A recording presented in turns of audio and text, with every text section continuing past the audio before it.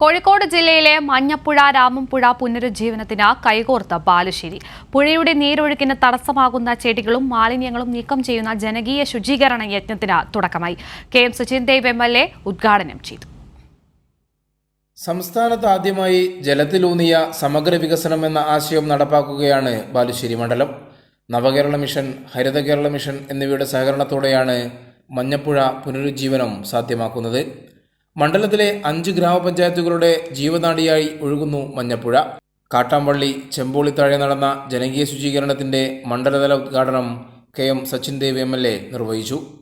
വളരെ സമഗ്രമായ ഈ 2 പുഴകളുടെയും സംരക്ഷണത്തിന്റെ എല്ലാ ഭാഗങ്ങളെയും സ്പർശിച്ചുകൊണ്ടുള്ള അതിവിപുലമായൊരു പ്രവർത്തന പദ്ധതിയാണ് ഇപ്പോൾ നാം തയ്യാറാക്കിയിട്ടുള്ളത്.